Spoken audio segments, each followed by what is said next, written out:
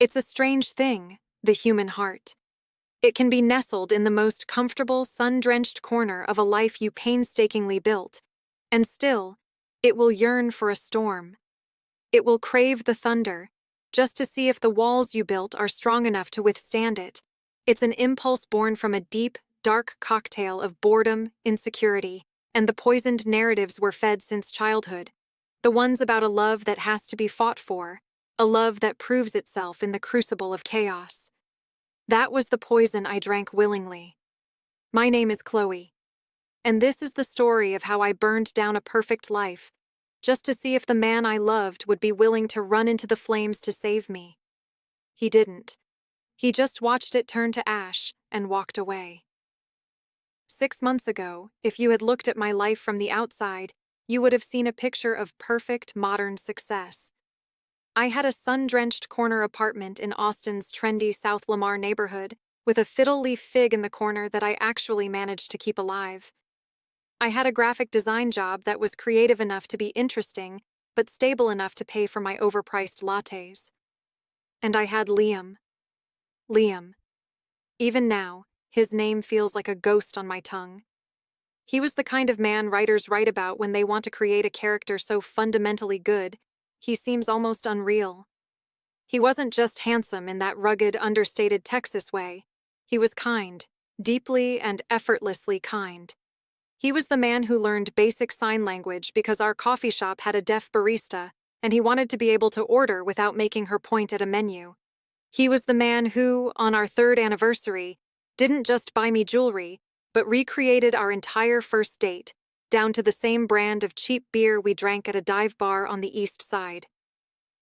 Our life was a beautiful, predictable rhythm. Saturdays were for the farmer's market, where Liam would patiently hold my tote bag as I spent 20 minutes deciding between peaches and plums. Sundays were for our golden retriever, Gus, and long, lazy walks through Zilker Park, followed by breakfast tacos from a food truck he swore was the best in the city. Our weeknights were a comfortable blur of shared meals, the sound of a Netflix show we were binging, and the reassuring weight of his arm around me on the couch. It was a good life, a real life, and it was starting to suffocate me.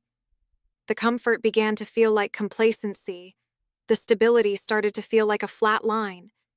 I would sit across from him at dinner, watching him talk about his day, and a terrifying thought would creep in. We could do this for the next 50 years. Exactly this. And instead of feeling comfort, I felt a wave of sheer panic. This panic was fueled by the world around me. My Instagram feed was a highlight reel of emotional pyrotechnics. My friend Jessica would post a tear-streaked selfie after a fight with her boyfriend, only to be followed a day later by a lavish bouquet of roses and the caption, "He fights for me." My cousin in California would detail a dramatic week-long breakup, culminating in a grand romantic gesture at the airport and a triumphant, "We're stronger than ever." Their relationships had drama. They had conflict and resolution. They had proof. Their men were knights, slaying dragons of their own making. Liam wasn't a knight. He was a gardener. He tended to our love quietly, diligently, making sure it had enough sun and water. There were no dragons to slay. And so, the toxic question began to fester in the back of my mind. What if a dragon appeared? What would my gentle gardener do? Would he run? Or would he pick up a sword? I became obsessed with this question. It was an itch under my skin I couldn't scratch. I convinced myself that his unwavering kindness wasn't a sign of strength, but a sign that he'd never been tested. I had to create a dragon. I had to see if he would fight. So I concocted a plan. A cruel, intricate, and unforgivable test. I decided to betray him in the most fundamental way possible, not out of passion or desire for another man, but as a clinical, detached experiment. I was going to cheat on him, confess, and then measure the fallout. I was going to wound him, just to see how he'd react to the sight of his own blood. The instrument of my betrayal was a man named Marcus. He was a cliché, really. A musician I met at a dimly lit bar downtown, the kind of place that smells like spilled beer and regret. He had a sleeve of intricate tattoos, a devil-may-care smile, and an aura of transient danger that was the polar opposite of Liam's steady warmth. He was a prop, a pawn in a game only I was playing. I let him buy me a drink, then another. I laughed at his stories, feigning an interest I didn't feel. Every moment was a performance. I was watching myself from above, a scientist observing a lab rat. When he leaned in and suggested we go back to his place, I felt no thrill, no guilt, just a cold, steely sense of purpose. This was it, the point of no return. His apartment was as generic as he was, a bachelor pad with a guitar in the corner and clothes on the floor. The entire act, the entire night, felt hollow and distant. It was a physical act devoid of any emotion other than my own grim determination. I was so focused on the aftermath, on the reaction I was trying to engineer, that the act itself was meaningless. It was a necessary evil, a dirty weapon I had to wield to get the answers I thought I needed. I slipped out of his apartment before the sun came up, feeling like a stranger in my own skin. The walk home in the cool Austin morning air was my walk of shame, but not for the reasons most people would think. I wasn't ashamed of betraying Liam's trust. At that moment, I was only anxious about whether the experiment would work. I showered for an eternity, scrubbing my skin raw, as if I could wash away the calculated nature of my sin. I spent the day in a state of high-strung anticipation. I rehearsed my confession in the mirror, trying to strike the perfect balance between remorseful and resolute. I needed to seem broken, so he would feel compelled to fix me, to fix us. I envisioned the scene playing out a dozen times. He would break down. He would demand to know who it was. He would rage. He would weep. He would pull me into his arms and tell me we could get through this, that his love was strong enough. That's what I wanted. I wanted the cinematic proof. When Liam walked through the door that evening, my heart felt like it was going to beat out of my chest. He was holding a bag from Torchy's Tacos, his smile as bright and easy as always. "I got you a trailer park, extra trashy," he said, referencing my favorite order. He was so normal, so completely unaware that his entire world was about to detonate. The smell of the tacos filled the apartment, a scent I usually loved, but now it made me feel nauseous. This was the moment. "Liam," I said.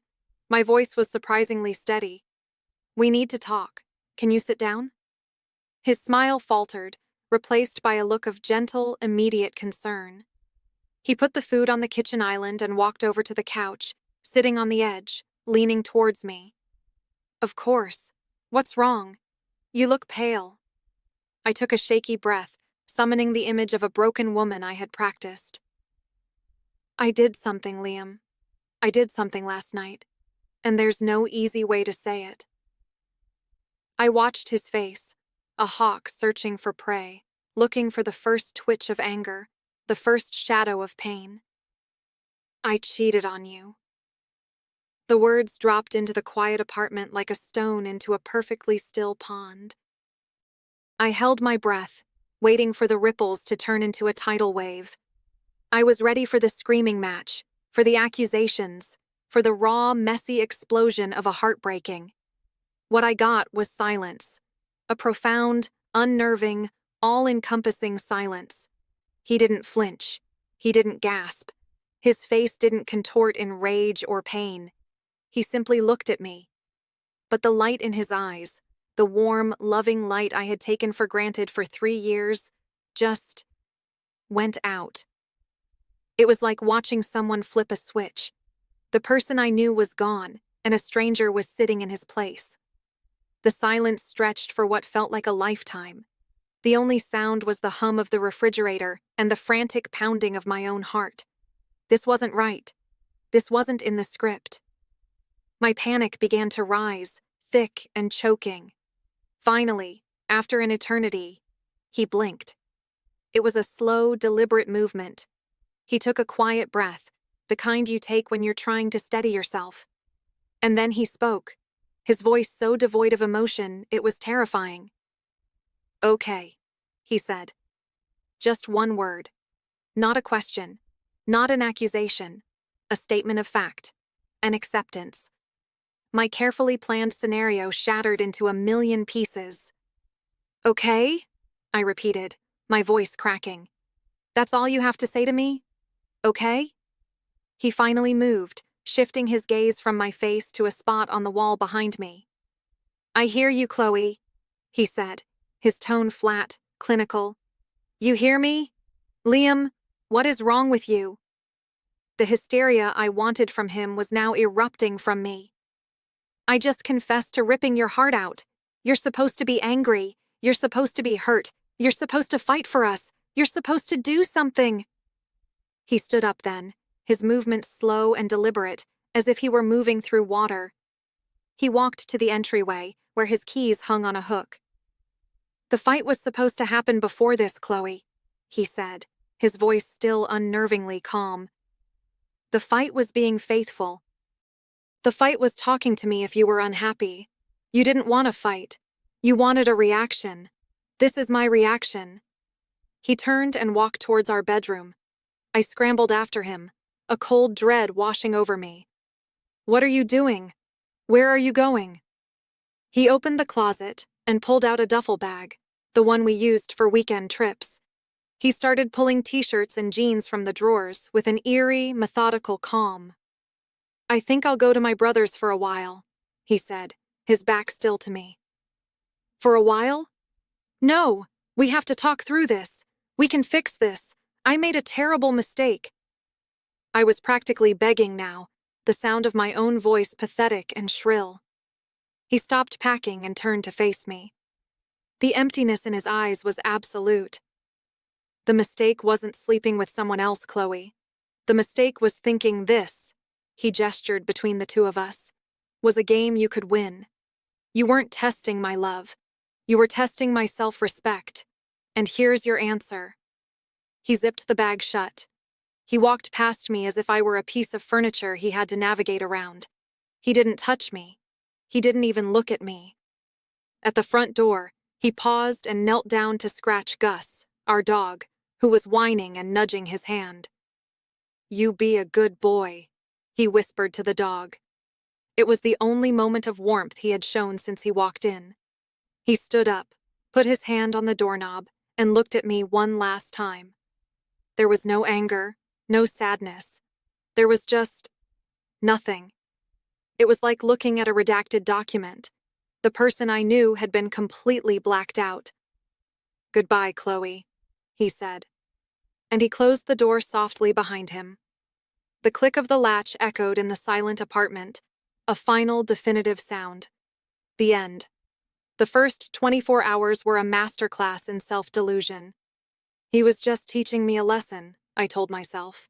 It was the silent treatment. A dramatic but temporary punishment. He had to come back. His favorite coffee mug was on the counter. His running shoes were by the door. 3 years of a shared life couldn't be erased by one softly closed door. I texted him an hour after he left. "I am so sorry. Please, let's just talk." The message delivered. It remained unread. I called him a few hours later. It rang and rang, then went to voicemail. His voice, so full of life in the recording, was a cruel joke. I called again the next morning. Straight to voicemail. His mailbox was full. The digital silence was terrifying. In our world, silence isn't just an absence of sound. It's an action. It's a choice. And he was actively choosing to be silent. He hadn't blocked me. That would have been an act of passion, of anger. This was colder. This was a deliberate, surgical removal. I called Olivia, our mutual best friend, hoping for an ally, for someone to tell me this was all a misunderstanding. I met her at Joe's Coffee, my hands shaking so badly I could barely hold my cup. She didn't hug me when I arrived. That was the first sign. She just looked at me with a tired, sad expression. "He told me what you did, Chloe." "It was a mistake, Liv," I pleaded. A stupid, awful mistake. I wasn't thinking. She took a slow sip of her coffee, her eyes never leaving mine. That's the thing, though. Liam thinks you were thinking. He thinks you were thinking very, very hard. He said it felt calculated, like you were trying to prove a point. She leaned forward. Were you, Chloe? Were you trying to prove a point? Her question hung in the air, heavy and suffocating. The way she looked at me, with pity and disappointment, made me feel like a bug under a microscope. I just wanted to know he cared, I said, my voice defensive. I wanted to see some passion. Passion? She let out a short, bitter laugh. You had a man who replanted an entire garden bed for you because you mentioned you liked hydrangeas. You had a man who learned your coffee order, your lunch order, your entire life order, just so he could make things easier for you. You think that's not passion? That's the real kind, Chloe. The quiet kind. The kind that shows up every single day. You didn't want passion. You wanted a soap opera. And now you've got one. Her words were like stones, each one hitting me with a painful thud. I realized in that moment that I hadn't just lost Liam. I was losing the entire world we had built. The narrative was no longer mine to control. In the story being told now, I was not the tortured lover. I was the unhinged villain. The weeks that followed were a descent into a quiet madness. His digital ghost haunted me. I'd scroll back through years of our photos on Instagram, looking at his smiling face, trying to pinpoint where the cracks began. There were none. The only crack was the one I had created. His friends, our friends, stopped replying to my texts. Invitations to group hangouts dried up. I was being quietly, politely, excommunicated. I became a detective of my own failed life. I drove past his brother's house, a pathetic cliché, hoping to see his car.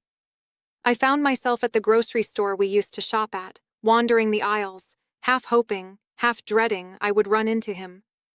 About a month after he left, I did. Not at the grocery store, but downtown. I was walking out of a meeting and I saw him across the street, waiting at a crosswalk. He was on the phone, laughing. He looked good. He looked lighter, as if he'd set down a heavy weight.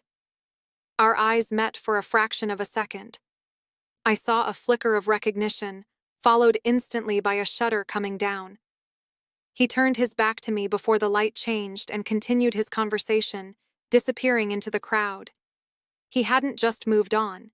He was moving on so well it felt like a personal insult. That night, consumed by a toxic mix of whiskey and despair, I did the unthinkable. I found Marcus, the musician, on social media. I sent him a message. We met for a drink. I was trying to recreate the weapon, to feel something, anything, other than the crushing weight of Liam's indifference. I posted a picture of our cocktails on my Instagram story, a desperate, childish plea for attention. The picture was viewed by Olivia, by my cousin, by a handful of our mutual friends. It was not viewed by Liam. The void simply didn't care. The final, brutal act of my self-destruction came on the 4th of July. Olivia was hosting her annual barbecue, a tradition that had always been a cornerstone of our summer. She called me beforehand, her voice strained. Chloe, I have to tell you, Liam is coming, and he's bringing his new girlfriend. The words new girlfriend didn't register at first. They were just sounds. Then they landed, a physical blow that knocked the wind out of me. Girlfriend? I whispered. It's been 3 months. Her name is Sarah, Olivia said softly. She's nice. Please, Chloe, if you come, you have to promise me you'll be cool. No drama. Of course, I lied, a cold fire spreading through my veins. I went to that party with the intention of being a ghost, of showing him how mature and unbothered I was. But the moment I saw them together, that intention crumbled. They were standing by the drink cooler, and he was telling a story, his hands animated, his face alight with a joy I hadn't seen in years. And Sarah, She was watching him with an easy, genuine smile. She wasn't a bombshell or a vixen. She was calm. She looked like peace, and she was looking at my Liam with love in her eyes. I watched them for an hour, my heart a toxic lump of jealousy and rage. I watched him casually tuck a stray piece of hair behind her ear. I watched them laugh with our friends, friends who were now her friends. She had slipped into my life, into my place, so seamlessly it was as if she had been there all along. Fueled by a potent mix of tequila and self-pity, I walked over to them. The air crackled as I approached. "Liam," I said. He turned. The moment he saw me, his smile vanished. A weary, guarded look took its place. "Chloe." He put a protective hand on Sarah's arm. "This is Sarah." I gave her a smile that felt like broken glass. "I've heard," I said. I turned my full attention to Liam. "Can I talk to you for a second? Alone?" "I don't think that's a good idea," he said, his voice firm but quiet. "I do," I pushed, my voice getting louder, attracting attention. "I think after 3 years, I deserve 5 minutes of your time. You can't just throw me away and replace me like I was nothing." The area around us had gone quiet. Olivia was staring at me from across the yard, her eyes pleading. Liam stepped towards me, lowering his voice. "You need to stop. You're making a scene." "A scene?" I let out a sharp, hysterical laugh. "You were my life, Liam. This," I gestured wildly at the party, at our friends, "was my life, and you just gave it to her. You didn't even fight." Sarah touched his arm gently. "Liam, it's okay. Let's just go." He looked at her, and his entire demeanor softened. He gave her a small, grateful nod. That look, that small moment of shared intimacy between them, was what finally broke me. He turned back to me, his face a mask of cold fury. "You're right. I didn't fight," he said, his voice dangerously low. "Because I finally realized I wasn't fighting for you. I was fighting against you, against your games, your tests, your chaos. And I'm done fighting. I choose peace." He looked at Sarah. "I choose this." He took her hand, and they turned and walked away. They walked right through the heart of the party, past the shocked faces of our friends, and didn't look back. As they left, I heard someone behind me whisper, "Wow, she really is crazy." That whisper was the final nail in my coffin. I had created the drama I craved, and it had consumed me whole. I was the dragon, and he hadn't slain me. He just wisely, calmly walked out of my cave and sealed the entrance forever. That barbecue was the last time I saw him in person. The rest of his life came to me in second-hand pieces of information and gut-wrenching social media posts. A month later, Olivia told me they had moved in together. 6 months after that, I saw the post myself. A picture of Sarah's hand, a simple, elegant ring on her finger, resting on his. The location tag was Zion National Park. The caption was one word: forever. It's been over a year now. A year of watching the life that should have been mine unfold on a screen. A year of understanding the catastrophic scale of my miscalculation. I thought love was a grand, theatrical performance, full of dramatic monologues and passionate battles. I had that. But Liam's love wasn't a performance. It was a quiet, constant hum beneath the floorboards of my life, a steady, reassuring presence I never appreciated until I had silenced it forever. His disappearance, his refusal to engage in my drama, wasn't a sign of weakness. It was his ultimate act of strength. It was the final, devastating proof of his love, not for me, but for himself. He loved himself enough to refuse to be a character in my twisted play. I set a fire to test the strength of our foundation, and all I proved was that I was an arsonist. He didn't run into the flames. He saved himself. And in doing so, he left me to become the lonely ghost that haunts the ashes of a life we were supposed to build together. I wanted a man who would fight for me, but I never stopped to ask if I was a woman worth fighting for. And his silence, His complete and total erasure of me from his life was the loudest answer I could have ever received.